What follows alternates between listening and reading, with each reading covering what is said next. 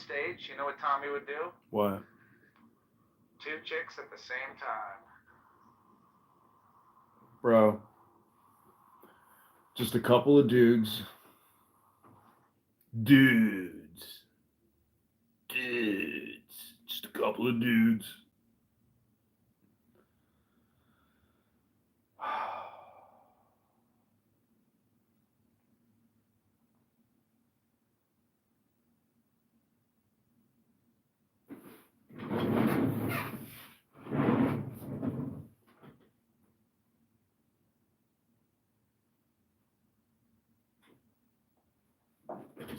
Okay, may this quick little reading be of a blessing to you. I hope you enjoy it. This is from the Masonic Letter G by Dr. Paul Foster Case. I'm just going to go to a random page. Actually, let me go to the Kabbalah section. Kabbalists say this tree contains three pillars that, on the observer's right, consisting of the Sephiroth number 247, is named the pillar of mercy after the fourth Sephirah, Chesed, mercy. The pillar on the left side of the tree is called the pillar of strength, after the fifth Sephirah, Geburah, the Hebrew noun most often used for strength. This pillar consists of the three Sephiroth numbered 3, 5, and 8. The third pillar is midway between the other two and is composed of the Sephiroth 1, 6, 9, and 10. Kabbalists call it pillar of mildness because it is said to be the balancing influence between the other two.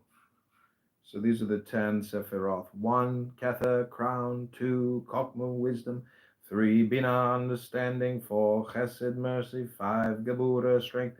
6, Teferath, beauty. 7, Netzach, victory. 8, Hod, splendor. 9, Yesod, foundation. 10, Makoth, kingdom. These three Kabbalistic pillars are obviously the supports of the Masonic Lodge, but Masonry names the pillar on the right after the Sephirah number 2 and named Chokmah, wisdom. The pillar on the left, it retains the Kabbalistic name strength. 2, the Kabbalistic middle pillar, which is also the middle pillar in the lodge, it applies to the name beauty, taken from the title of the Sephirah numbered 6, Tifereth, beauty. All this will be better understood after the reader has inspected the accompanying diagram of the Tree of Life.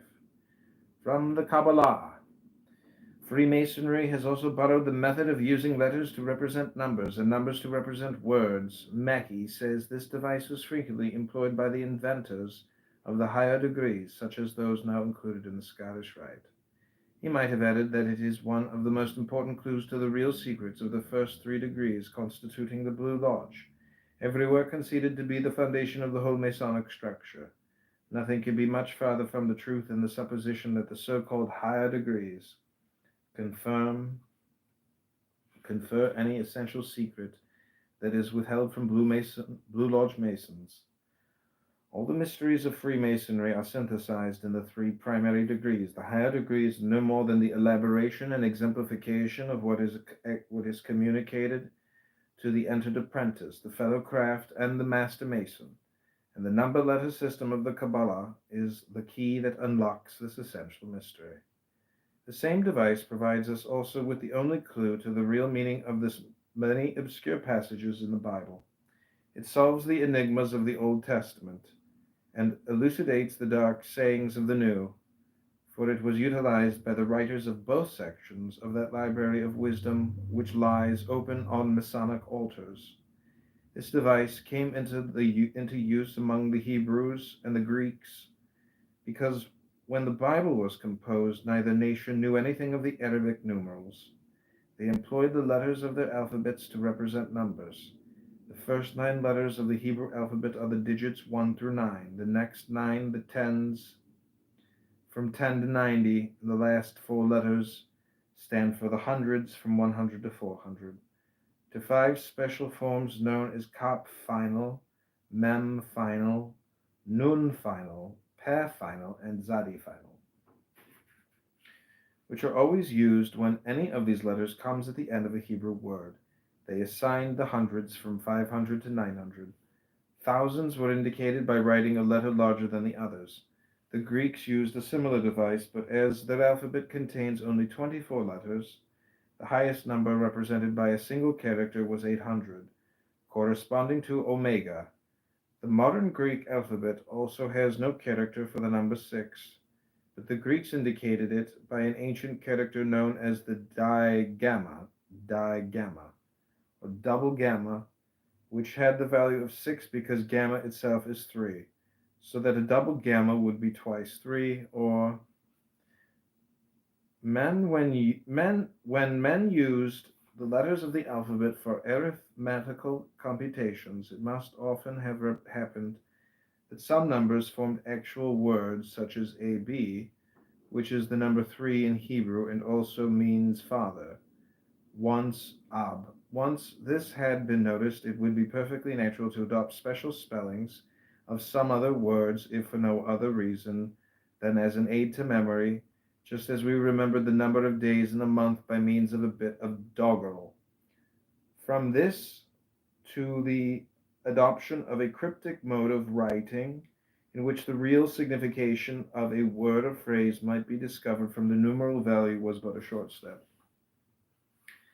Fantastic as it may appear to the modern mind, there is abundant evidence that just this is what occurred in the composition of many passages in both the Hebrew of the Old Testament and the Greek of the New. Thus we find that many names of deity in the Old Testament, including the ineffable name Jehovah, are multiples of the number 13. In the New Testament and in the Christian Gnostic writings, the number 37 occurs repeatedly as a multiple of the names of the epitaphs of Jesus Christ. The most familiar example of the use of the number letter system is in Revelation 13, where we read, "And he causes all, the little and the great, the rich and the poor, and the freemen and the bondmen, that they should give themselves a mark on the right hand or on the forehead, so that no one may be able to buy or sell unless he has the mark, the name of the beast, or the number of his name. Here is wisdom. Let him who has understanding compute the number of the beast, for it is a man's number, and his number is 666. Emphatic Diaglot translation. In this passage, the number 666 is written with 3 characters, the letter X or Chi for 600, the letter EZ for 60, and the digamma R for 6. In the opinion of the best biblical scholars, says the Encyclopedia Britannica, the primary signification of this number, whatever else it may mean, has to do with the Roman Emperor Nero, whose name was written in the rabbinical Hebrew of that period as Neron Kaiser, which adds to 666. Note that the New Testament writer introduces the number with the words, "Here is wisdom," and then says, "Let him who has understanding compute the number." Evidently, he intended what he wrote to be comprehended by a special class of readers to whom such computations were familiar. The rabbinical name for this method of writing and for the interpretation of one word or phrase of the Hebrew Scriptures by another which has the same numeral value is gematria. This is the very Hebrew noun alluded to in our statement that the letter G is the initial of a Hebrew word derived from the Greek noun geometria, geometry. It is assumed too much to suppose that the Hebrew rabbis, when they chose their own name for this cryptic method of writing and of interpreting Scripture, had some definite reason for borrowing the Greek word for geometry and writing it with Hebrew letters. Is it not reasonable to conclude that in selecting this particular term, they intended to hint that many of the more important secrets of the Holy Writ have to do with the number, measure, proportion, weight, and other special relationships? In that Bible of the Kabbalists, the Zohar, there is a long passage explaining the meaning of Genesis 6:8-9, where we read, "Noah found favor in the eyes of God. Perfect was he in his generations." We are not here concerned with the details of the Kabbalistic commentary of this passage. What is to the purpose of our present inquiry is that the Zohar makes one of those who heard the comment say to the teacher, "Your exposition is certainly the right one. This can also be deduced from the measurements of the ark." This is as much as to say that the various numbers and measures mentioned in the Old Testament are clues to an inner meaning. Kabbalistic method of finding that meaning is to turn the numbers into words and phrases. This is the Kabbalistic geometry or gematria, which affords us clues to the inner meaning of many details of Freemasonry. Gematria enabled the writers of both sections of the Bible to conceal geometrical formulas and measurements by means of words and phrases, or to indicate words by what appear to be merely measurements. Okay, that's all we'll read from that. That's the Masonic letter G.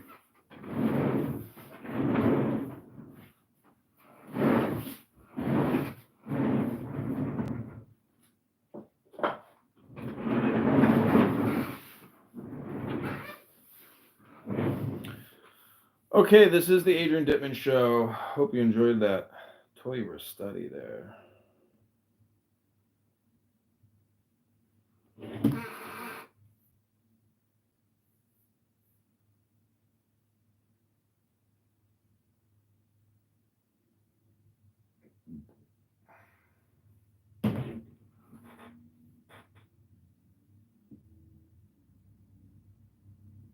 Me. Oh, He okay. followed me. He's like, That's hi, funny. bossy. You're so good at explaining. I deleted TikTok. I was like, fuck no. Oh, you're the me. Come on, Earth. Hey, Earth, say hi to L. Hi, Al. Oh, this is Jefferson. So good. So perfect. Shut up, lol. Shut up. Kill yourself. No, that one wasn't. No, he said like, yes. Nora, I hope Nora dies. No, what did he say? You say it in his accent, Abby. Here comes a fucking wannabe single person who's bearing the fuck up teeth here. Oh, hey, Rico. Hey, Rico. When I was jumping on stage, I didn't hear it. You guys said it. Uh-huh. Been chasing little girls lately in school zones? Ooh. 19 to an adult. Yeah. Okay, well, make sure the wisdom tooth comes out. 19-year-old? He does.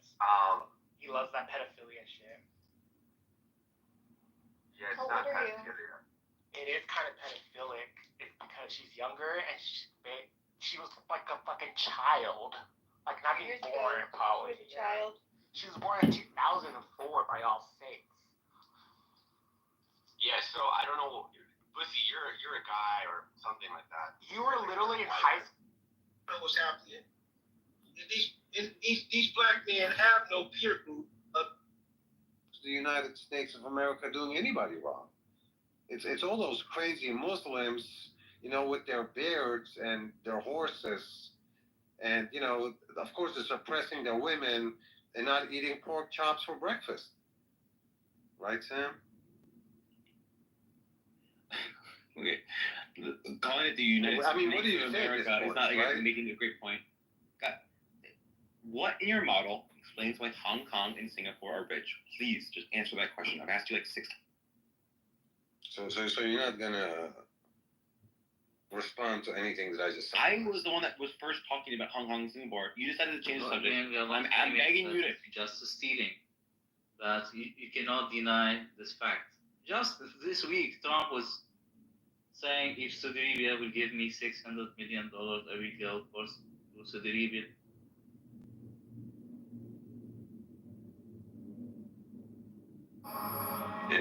McConnell voted. Earth tends to, literally the universe, tends to be. Expert John Mallon. And AT&T. John is an expert in physics, and Cora is an expert. Happens because of the laws. Excellent. Just on the words from earlier, just a bit of a clarification. I came in. Federal government. Out of criticizing either some type of video. Big words. Rush. They can feel good like the noise trolls do when they come in and speak their rhetoric or play some music. They get So, Let's see, we got about 3 minutes left. Yes, Les? You wanted to give an explanation, Les? What I wanted to say is that You're putting them into it, like it just doesn't sound right. So it is a Comments were just people seemingly today have lost the ability to have a comprehension of the meaning of the words that they are using. So it's coming out incoherent, but it might make sense to them.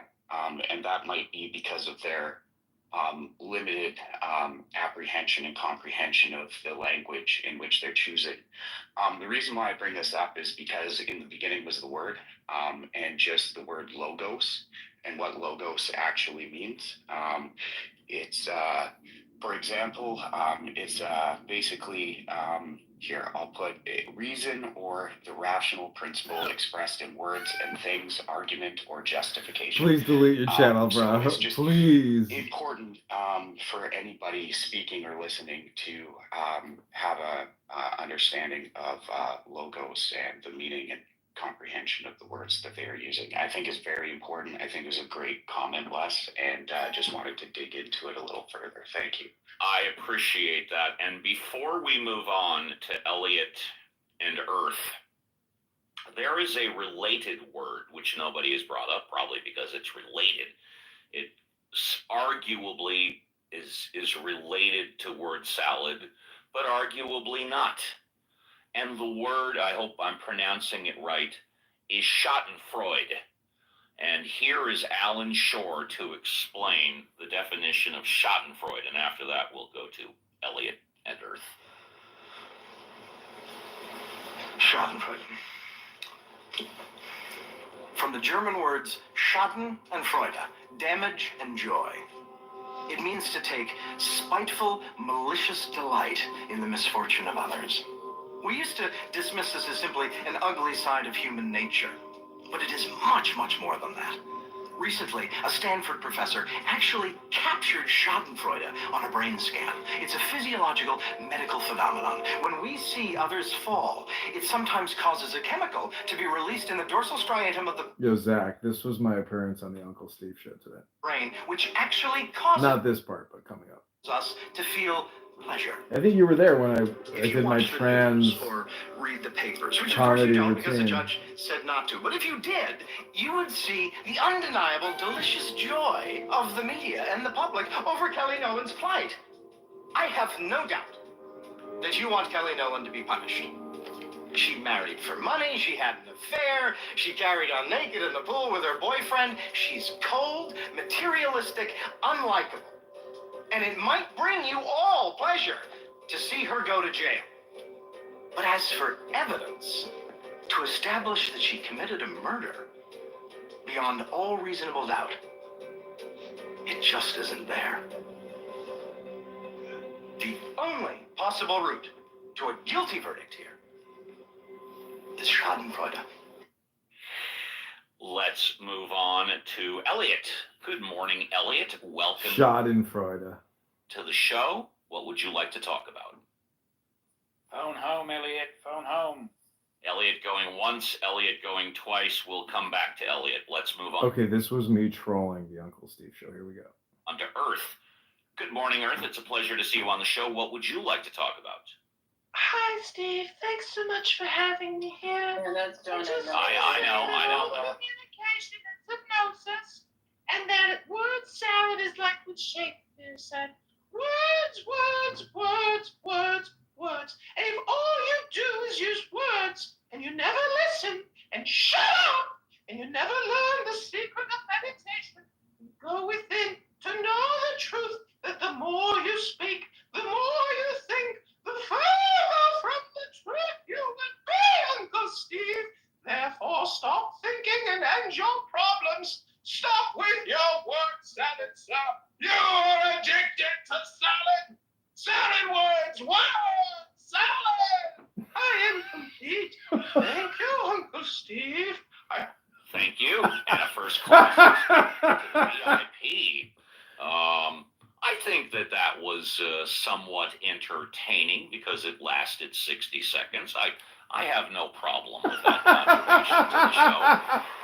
3 to 5 minutes, I probably would have gotten a headache, but 60 seconds, I think it was good for the show. Let's try Elliot again. Elliot, are you there? Elliot going once, Elliot going twice. Okay, we'll come. Oh, there we go. Hi, Elliot. I'm getting breakfast with my daughter, so. Does that mean you don't want to speak now, but you want to speak in a little bit? Yeah, in a little bit. All right, go ahead and go on mute. We'll come back to you. So we've got our mandatory break coming up in about 10 minutes, and then the show will go 1 more hour. So if you're in the audience and you want to come on up, please feel free. You are encouraged to talk about anything. Religion, God, politics, current events, Clubhouse, you, me. And if you need some suggestions on what to talk about, here's what I call the best 2 minutes on Clubhouse. Tonight, for the first time ever, the U.S. using military planes for deporting migrants. President Trump touring disaster zones, signaling he's open to eliminating FEMA. And the Israeli hostages held by Hamas just hours away from being released. Excellent. Just on the words from earlier, just a bit of a clarification. I came in, I didn't hear what Dr. James said, but then I heard Les and you guys, and I just wanted to say, like, well, you could use word salad to be saying somebody's using big words and they don't understand them. Word salad is generally just nonsensical, jumble bumble.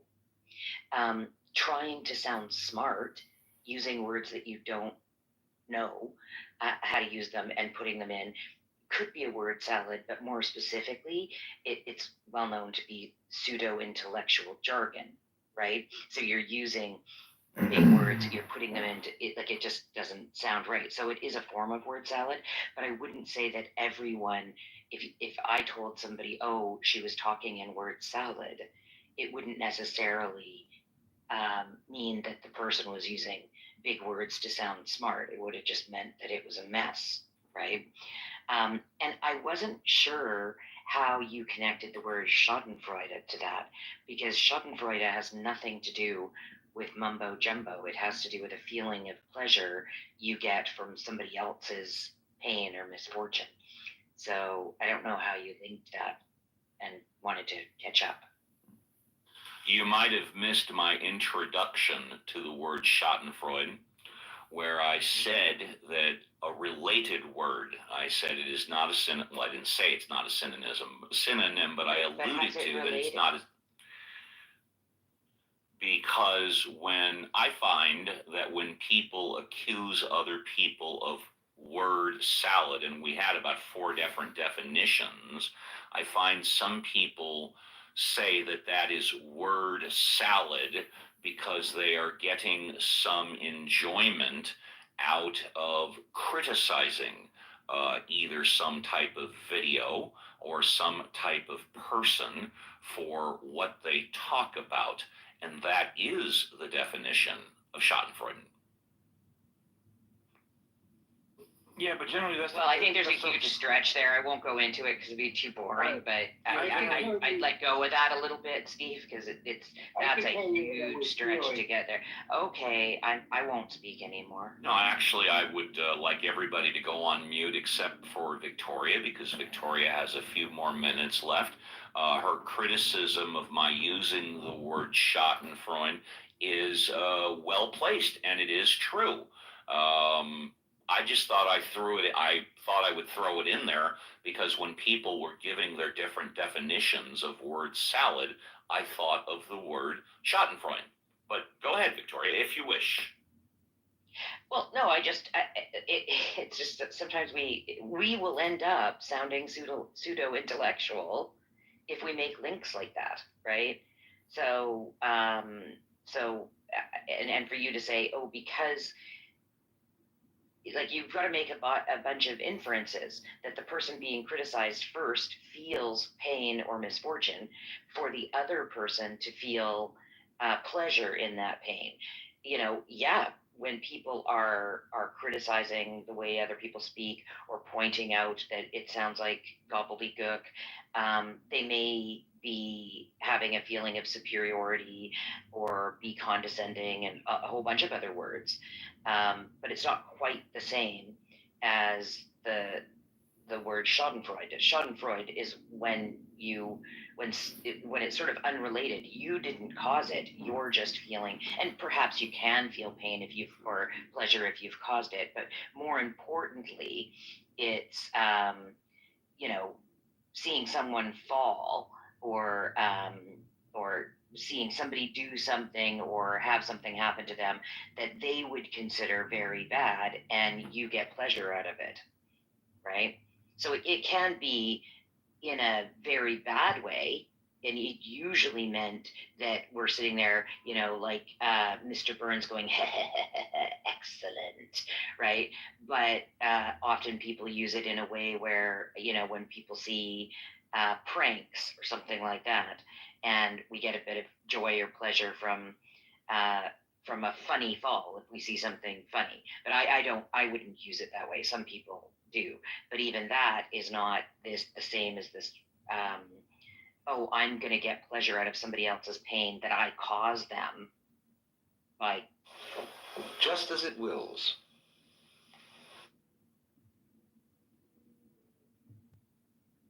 critiquing them.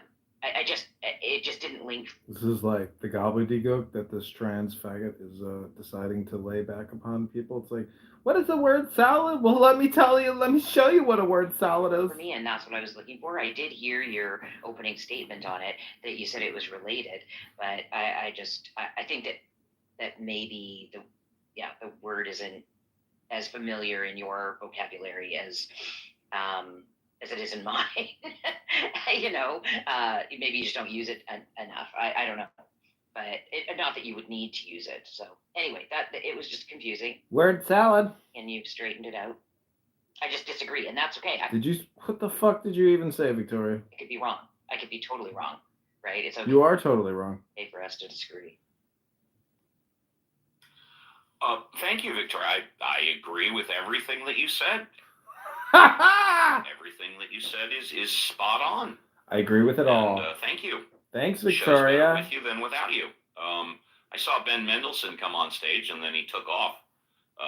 So let's see. We got about 3 minutes left. Yes, Les. You wanted to give an explanation, Les? What I wanted to say is that my motivation was not Schadenfreude. I know that. I think everybody else knows that too. Well, thank you so much. Thank you for clearing that up. JCC, would you like to comment? I see you raising your hand. Yeah, it's in relation to the misunderstanding when people call out someone for using word salad. It's not to quote unquote joy in their This is Carlotta. mistakes, right? So it's not Schadenfreude. That's another support what Les was saying. That's Well, you don't know that for 100% certainty, do you? I said generally, right? So generally. Yeah, there could be somebody that does set someone up to make them use. So I will just go back to what I actually said, which is kind of interesting because it's the more you think, the more you speak, the further from the truth you get. And immediately, Victoria, the trans man, and Carletta, also a trans man, immediately start making word salads about word salads. Salad in a intellectual quote unquote debate to try to make them look not intelligent and get joy and pleasure out of like gotcha moment, right? Fuck, is this my Schadenfreude moment? However, generally speaking, when people recognize someone using word salad, it's not to fulfill their happiness when someone made a mistake. Well, I find, and this is just my opinion, that a lot of people come on to Clubhouse to criticize and argue with others, and I don't believe they would be doing it unless they experienced Schadenfreude. But maybe people disagree with that. I think a lot of people come on to Clubhouse to argue and disagree with other people because it makes them feel good. But that's just my humble opinion. That's not the same thing. Right? No, but that's not the same thing, though. That's not the It's same not the thing same as thing. Schadenfreude. Yeah. So Right? they'll feel You good can feel out of winning Yeah, they'll feel good out of winning an argument and get a dopamine rush. They can feel good like the noise trolls do when they come in and speak their rhetoric or play some music. They get a dopamine rush out of that. That is not necessarily Schadenfreude at all. So I think you're misusing it, just like Victoria's trying to point out. Yeah, it really does mean something like you've got somebody in your life who you don't really like, but maybe you know them. Maybe it's somebody at work. Maybe it's an ex-spouse or something. And something terrible happens to them. They lose a family member. They break a leg or something like this. Like really misfortunate, right? Unfortunate, I should say. And then you actually feel like, good, fuck them. Good, I'm glad that happened to them. Right? It isn't a good thing. and it isn't, and certainly there might be some people who are in the audience and are listening to a debate and somebody gets pahoned, right? And they might go, yeah, good, I'm glad that person got pahoned, right?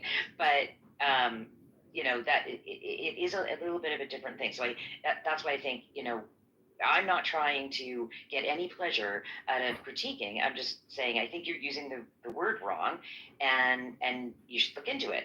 And if you disagree, that's fine. You can keep using it that way, and there will be disagreements. Pronouns, please. The consensus, it seems here, doesn't mean that consensus means anything to you, but is that that the word has been reflected wrong here, right? That's all. And, if it was somebody else who I didn't know, I wouldn't get on stage just to tell them, right? It's that, I care about you in your room being accurate. That's all. So I don't get any pleasure out of this. I'm quite uncomfortable. I don't know if you can hear that, but I'm quite uncomfortable right now, which I'm usually not. Well, perhaps we could look up the etymology of the word, and that might help. Well, I'm on Google right now. I don't know about the etymology of the word. Take it for what it's worth. Google says, quote, Schadenfreude, pleasure derived by someone from another person's misfortune. I'll repeat, pleasure derived by someone from another person's misfortune. Right, and then if you click see more, the origin comes from German, and it's Schaden, which means harm, plus Freud, which means joy, right? So the thing about this whole coming in and owning somebody in a debate, that's not causing harm, and it's not quite joy, right? So anyway, it's just funny to look at these words and break them down and be able to say, I'm glad that I think it was Dude said, let's look at the etymology of it and go harm and joy, right? Well, I'm glad that this happened because this is what I was talking about, and the only reason why I came to stage to talk as well. So it worked. It's working out just fine. And I'm also very glad that after Victoria gave her original share, I said I completely agree with what she said, and I don't disagree with anything she said. I'm glad I said that. But that being said, we are at the top of the hour, and 2 hours in the tank, 1 hour left. Thank you, Dr. James, John, Cora, Scott, for doing the heavy lifting. Everybody else on stage, contributions, shows better with you than without you. Everybody in the audience, we encourage you to come on up and talk about anything you want. We've been speaking a good part of the past hour about words and their meanings and how they're used and how they're not supposed to be used. This seems like an appropriate break song from the Beatles. Don't go away. We'll be right back on Ask the Atheist. I'm pretty much always willing to contribute. And so this particular thing I was thinking about this week, and it's related to a lot of what's been going on in government. I've been reading some kind of insider listserv conversations of clinicians who are employees of the federal government talking about what's been happening this week related to the eradication of DEI as the new sort of executive order policy of choice of this administration. And it seemed like it's really, for some folks who, for example, in my field, DEI is really in some ways at the core of what psychologists do and what people in mental health do, because taking one sort of culture into consideration and all sorts of other things into consideration related to race and mental status, et cetera, sexual orientation, gender orientation, all this sort of stuff is really integral to the way we look at people to some degree, and it's at least an aspect of it that is even within the DSM-5 and ICD-11. This is something that it becomes part of an assessment. Is this sort of perspective, and what we do essentially is help care for people who are disproportionately affected by all sorts of different issues, and so the questions have come out understandably as people are basically being told and that you need to essentially rat on people who are trying to obfuscate any programs, any presentations, anything within any aspect, any level of the care that's being given right now. They're really this has come in fast and hard. It's kind of I don't know if it's like a shock and awe campaign to some degree in terms of what the hoped for impact is. But in any case, what I was going to say is people are really... Everything is now essentially Donald Trump. Everything is essentially a TDS of reflection or a TDS segmentation. I don't know. Do you understand what I'm saying? Where all roads lead to Trump now. Essentially, the TDS resistance movement is always there. Trump is the greatest mind virus that has ever come out of the pipelines. And Dr. James, in his field of psychology or psychiatry, if he really is a psychiatrist, I doubt it. But anyways, let's continue listening to the wisdom of Dr. James. Seemingly already within the federal government having to take action on this, and so what I found really interesting was some of the conversations I've heard between clinicians talking about. So is this related exclusively to hiring practices? Does this in effect make hiring someone because of skin color or whatever? Does it now allow this carte blanche? Another question was, so does that mean we can just... Now, I will point out what Dr. James said. Skin color or whatever. Lean in all the way to DEI and never hire another white person again? Or does this mean that, white people are basically going to be the color of choice for the next 4 years? I mean, it seems like there's a lot of kind of up in the air stuff that's happening, and I'm trying to take a little spaciousness here, so just consider this my fresh five. So, do you want me to answer that question, or do you want me to answer that question, or do you want to move on with your next topic? Well, yes. I was taking my fresh five, and I was kind of asking rhetorically. Yeah, thanks. I was, in a sense, I'm asking myself this as I'm talking to you. I'm thinking out loud a bit. And so I am curious if anyone else works for the federal government currently, what the impacts of this policy have been for you in your current circumstance to whatever level of comfort you have related to this, talking about this. Okay, go ahead, Steve. The change in the federal government stance regarding DEI does not change the fact that we have protected classes in America. What are the protected classes? Skin color, race, religion, age, sex, whistleblower, and I believe sexual orientation. Those are the big seven. You are not allowed to discriminate by hiring and firing on any of those issues. If you hire or fire someone because of any of those protected classes, regardless of DEI, you are committing a violation against somebody's civil rights. So that is the answer to part of your question. As far as... Yeah, go I ahead. just want to follow up. So this is also impacting things like if someone has some kind of presentation that they've done on, say, like Is it presentation or presentation? a bias of some kind, or there's all these other sort of nuances and a growing list of terms It's always nuances and growing lists of terms to use. that are, adjacent to this, phrase or idea Adjacent to phrases and ideas. of DEI that are also getting flagged, and they're basically having to, in effect, just destroy it. I mean, it is a pretty extreme. Extreme. I don't know if you muted yourself or if you. No. I stopped there because I only wanted to get a little word in there. Okay. As far as federal employees, and you didn't bring it up, but big corporations. I don't know, maybe it's extreme not to hire on merit, but to hire entirely on gender and skin color. I don't know, maybe it's just me. Maybe that's too extreme.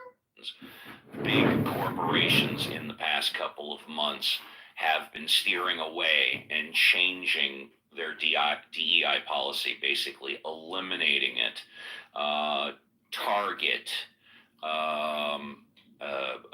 Walmart, Amazon.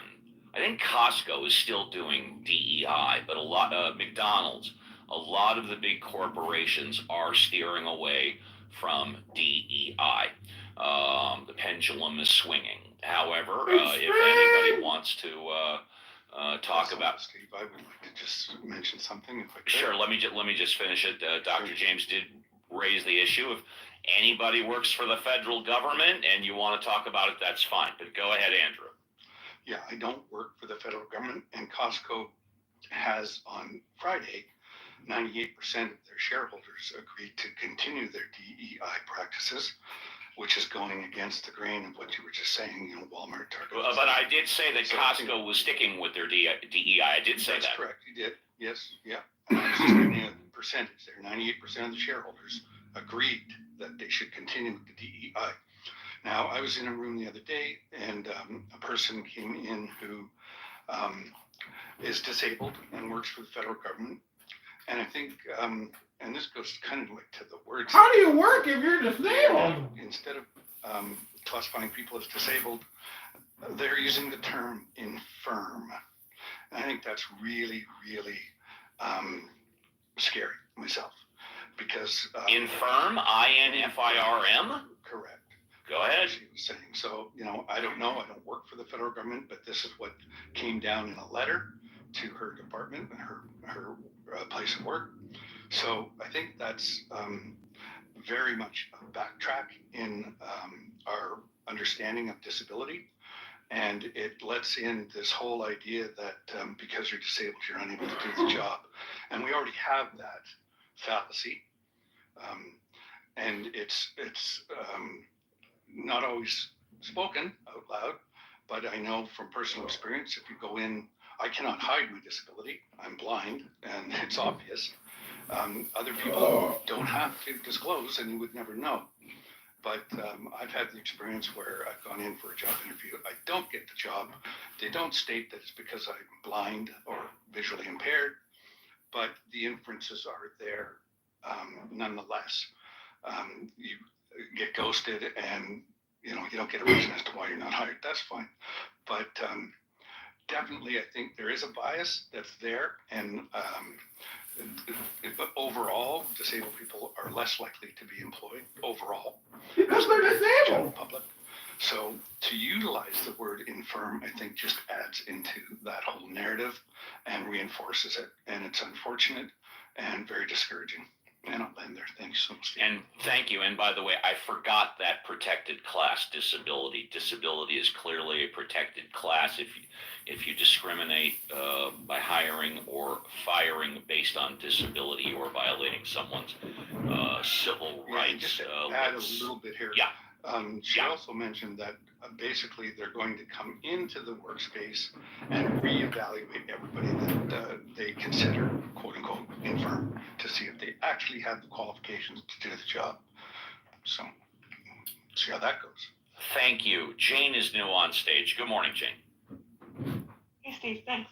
Yeah. I wanted to just maybe infuse a bit of what I think is happening. That the DEI as an umbrella term is it's horribly not useful. It's useless, I would say.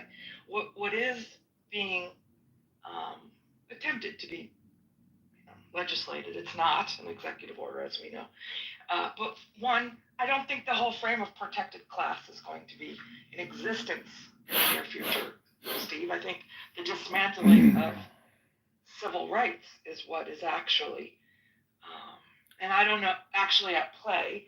As far as the federal government, the downstream impact in organizations is how do we comply with what our government requires us to do? And I know you know that. So I expect at the source this will get changed. But in the meantime, what companies have been doing is rolling back or changing. And I hope to God no one hears this as change the words. That doesn't matter. It will not help you, will not save you. Let it go is my advice to people who have any direct influence over DEI in their organizations. But here's what don't worry about it anymore on hiring targets. Because you know what, Steve? That was so close to quota that some of us who were in these roles knew, one, the powers that be, they don't want that, don't like it. You use up all your credibility trying to say, well, it's not a quota, it's a target. It's bullshit. It didn't work very well. So that's going, I think, race-based especially. But I think it's going to be broader, Steve. Any categorization, culture, ethnic, sexual orientation, all of these things that were counted so that companies, in theory, I'm not talking about the federal government, could say, well, we make these great claims. Our employment brand is the shortcut for saying that about usually fairness. You know, we want you to belong here. This is a great place to work. And all of those claims, I think the only way that anyone is influencing in today's workplace has a shot is to say, but do we want all the employees, including those who are no longer allowed to count? Do we still want everyone who's working here to experience that promise? So, you know, it's a little bit of detail on how to work around what's always been there, Steve, in my career, is nobody wants quotas.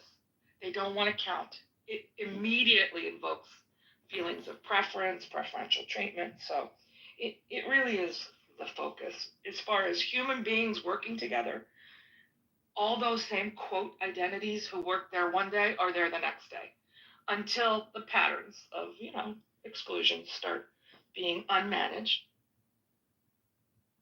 Umbrella term is Yeah, because I am and I Whether from receiving public Grandchildren.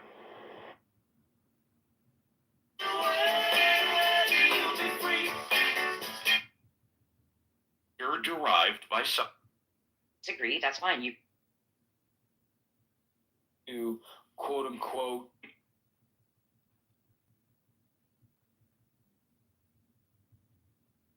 cities are. We used to dismiss this as communication. Once Elliot going twice, we'll come back to Elliot. Let's move on to Earth. Good morning, Earth. It's a pleasure to see you on the show. What would you like to talk about? Hi, Steve. Thanks so much for having me here. Yeah, that's John. I know. Communication and hypnosis, and that word salad is like what Shakespeare said. Words, words, words, words, words. And if all you do is use words, and you never listen, and shut up, and you never learn the secret of meditation, and go within to know the truth, that the more you speak, the more you think, the further from the truth you will be, Uncle Steve.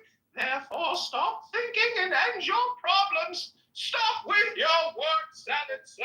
You are addicted to salad. Salad words, words.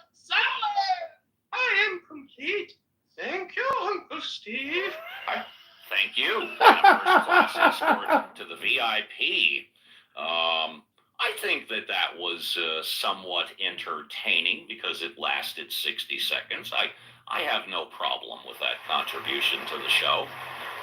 3 to 5 minutes, I probably would have gotten a headache. But 60 seconds, I think it was good for the show. Let's try Elliot again. Elliot, are you there? Elliot going once. Elliot going twice. Okay, we'll come. Oh, there we go. Hi, Elliot. I'm getting breakfast with my daughter, so. Does that mean you don't want to speak now, but you want to speak in a little bit? Yeah, in a little bit. All right, go ahead and go on mute. We'll come back to you. So we've got our mandatory break coming up in about 10 minutes, and then the show will go 1 more hour. So if you're in the audience and you want to come on up, please feel free. You are encouraged to talk about anything. Religion, God, politics, current events, Clubhouse, you, me. And if you need some suggestions on what to talk about, here's what I call the best 2 minutes on Clubhouse. Tonight, for the first time ever, the U.S. using military Republicans voted against. And the giant pandas go.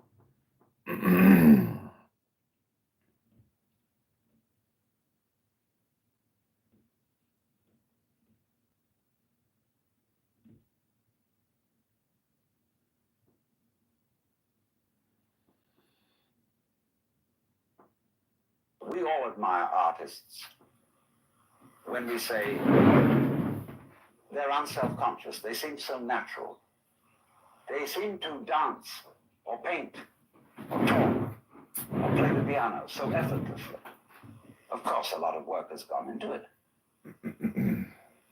But if you are a great artist, your so-called periods of practice, when you sit for hours and study your technique on the piano, you will not do that effectively unless it is a pleasure for you. You have to come to the point where going over it again and again is a dance. We all admire art.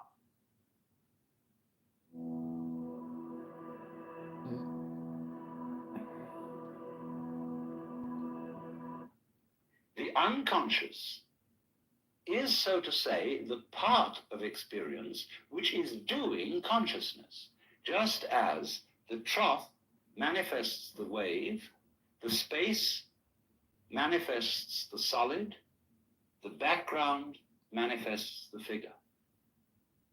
And so all that side of life which you call unconscious, unknown, impenetrable, is unconscious and is unknown and is impenetrable because it's really you.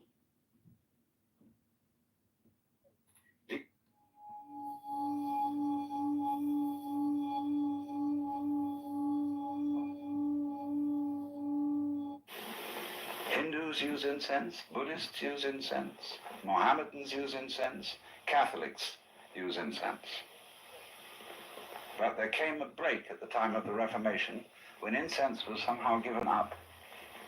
Oh, Hebrews use incense too, or used to. And why is this? Why this repression of the sense of smell? I don't fully know the answer to that question, except to say that I do know that it is repressed. And that it's a shame we're depriving ourselves of a whole world of wonder, because the nose is just as sensitive as the ears, and there can be music for the nose in the same way as music for the ears, and the same way as there can be glories for the eyes, there can be glories for the nose. And I don't know why we're so diffident, so uptight about admitting that we have noses. It's shocking news for us, for the human race, for our pride. You're only making a mess by trying to put things straight. You're trying to straighten out a wiggly world, and no wonder you're in trouble. So you can't do anything. So you can't transform yourself. And what can you do? What happens then if you actually realize you've come to a dead end? What happens when you just wait? There's nothing you can do. You watch. And all you see is what goes on that is happening of itself. You're breathing, the wind is blowing, the trees are waving, your blood is circulating, your nerves are tingling. It's all going on of itself. But you know, that's you. That's the real you. The you that goes on of itself.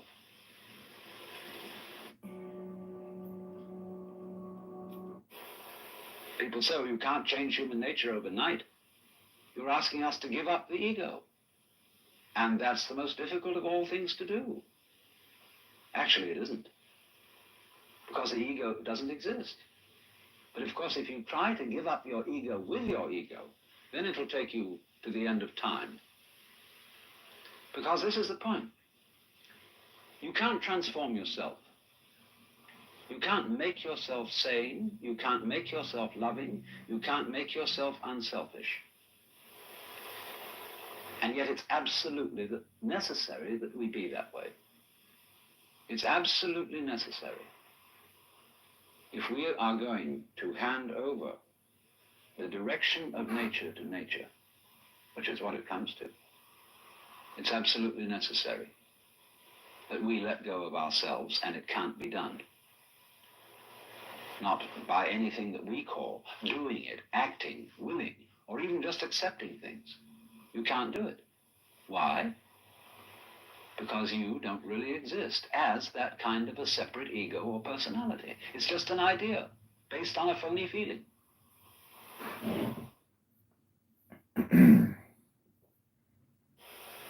People say, well, you can't change human nature overnight. You're asking us to give up the ego. And that's the most difficult of all things to do. Actually, it isn't. Because the ego doesn't exist. But of course, if you try to give up your ego with your ego, then it'll take you. Now, from the moment we were little children, when teachers in class screamed at us, pay attention, we go tight in various ways. Either to see or hear more clearly, to concentrate, or to will something which is supposed to be difficult to do. And that constitutes a habitual tension over the whole body that's there almost all the time. And that feeling of unnecessary tension is, as it were, the material sensation upon which we fasten this concept of I. We hang it on to that feeling. The concept is not us. The feeling of tension is completely phony. It has nothing to do with success in seeing, hearing, or acting. And so we get the marriage of an illusion with a falsehood. And that we call ourselves. And no wonder we feel cut off from everything, alienated, frightened of life and death.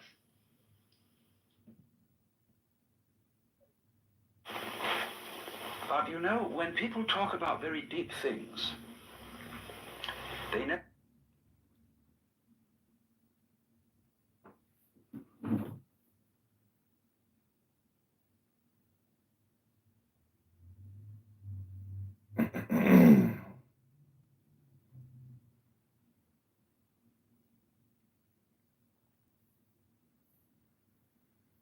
For thy guards. On a milk white aspen over the sea, to me, come with Apollo in bridal dress, shepherdess and pythoness. Come with Artemis, silken shod, and wash thy white thigh, beautiful God. In the moon of the woods, on the